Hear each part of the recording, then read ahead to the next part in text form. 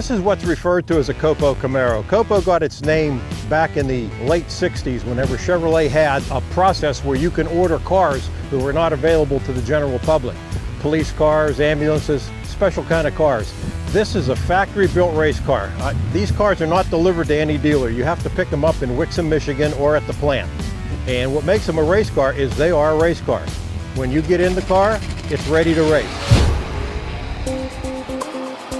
I picked this up at noon on a Wednesday in Wixom, Michigan, drove back here to Pittsburgh, stopped at Norwalk, Ohio, and raced the car that night in their test and tune session.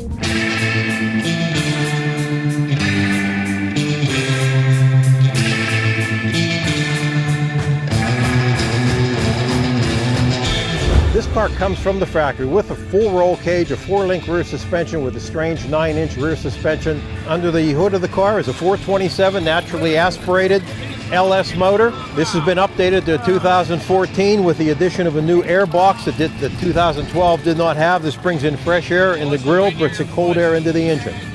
That's the Holley EFI manifold. The changes that I've made to it since I've had it is we put a 3-speed transmission, changed the rear gear ratio, and have changed the engine. The way these cars are, the top speed is geared for a 1/4 mile. You couldn't go much past a 1/4 mile because you would be out of RPM. That speed at 145 mile an hour is at about 8,200 RPM, and the engines aren't good for much longer, they're much more than that. We have no gas tank in this car. We have a fuel cell.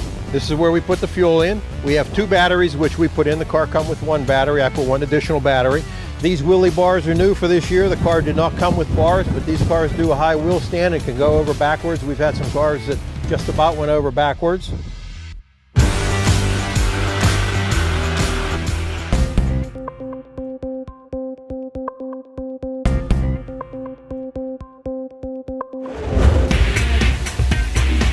The days of the carburetors are over. These cars are all fuel injected. That was kind of a sidelight of mine, doing carburetors for a lot of guys with race cars, particularly quadrajets.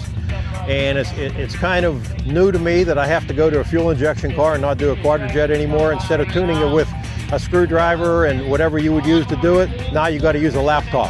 Like you probably see me this morning having to reset the TPS on it. I had to do a TPS relearn with a laptop. The fuel injection cars are super consistent. There is so much adjustability in these cars, it's amazing. The way you would get one of these cars is you would have to put your name into a lotto, send it out, you go on to ChevroletPerformance.com and you fill out a survey. And you send your name in and you get put into a lottery that gets picked by a third-party company. And if you're one of the lucky ones, one of the lucky 69, then they'll give you a call and say, are you ready to spend the money to get this car? This car was $91,000. The blower cars were $95,000. Right now in the 2014s, they're going to be close to 6 figures.